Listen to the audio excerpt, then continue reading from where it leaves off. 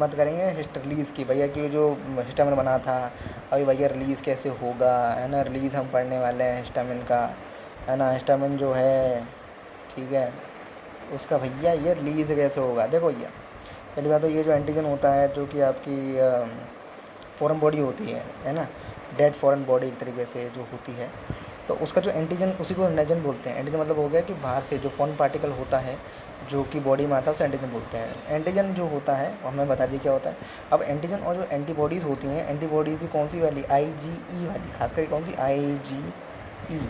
तो ये IG antibodies होती है जब इनका इंटरेक्शन होता है मास्ट सेल्स के इंटरेक्शन सरफेस के ऊपर, मास्ट सेल्स के सरफेस के ऊपर जब ये इंटरेक्शन होगा तो फिर वहाँ पर जो हिस्टामिन होता है वो रिलीज़ होता है और अपना असर दिखाता है।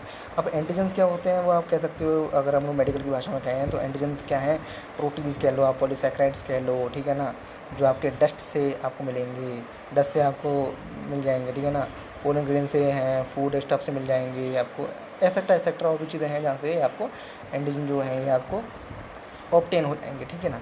अब देखिए इसके यहाँ पर दे सकते हैं, देखो एंटीजन जो कि फॉरेन बॉडी पार्टिकल होता है वो, प्लस एंटीबॉडी जो कि आपकी बॉडी बनाती है वो कौन सी वाली, आईजी स्पेसिफिक वाली।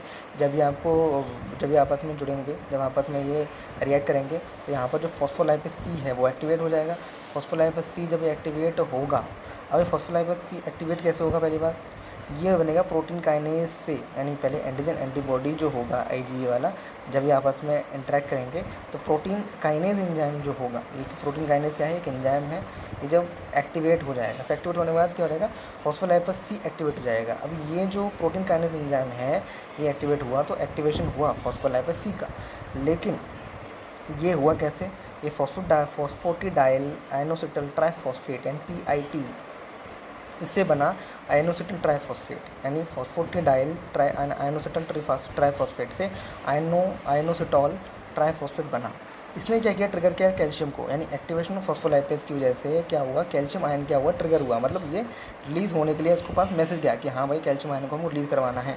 अब यहाँ पर जो आयनोसिटॉल ट्राइफॉस्फेट था, इसने भी क्या किया, इसको ट्रिगर, इसकी कैल्शियम आयन के रिलीज़ को ट्रिगर कराने में हेल्प करी, प्लस एक्टिवेशन ऑफ फॉस्फोलाइपेज सी जो था उसने भी क्या किया, कैल्शियम आयन जो था उसको ट्रिगर करने में हेल्प की, जिसकी वजह से क्या हुआ, कैल्शियम जो आयन फिर जो यहाँ से रिलीज़ हुआ उसने क्या किया, फ्यूज़न जो था ग्रेन्यूल मेम्ब्रेन का, यानी ग्रेन्यूल मेम्ब्रेन का जो फ्यूज़न था जिसमें अंदर जो आप ऐसा मान लीजिए हिस्टामिन था, उसको क्या किया, उसको फ्यूजन करवाया। फ्यूजन करने से क्या हुआ, ग्रेन्यूल कंटेंट जो था वो स्ट्राइक हुआ वॉल्स ऑफ द, उससे जो आपका न्यूरॉन्स था उसके साथ, जिसके बाद क्या हुआ, हिस्टामिन जो है जो हार्मोन था वो रिलीज़ हुआ।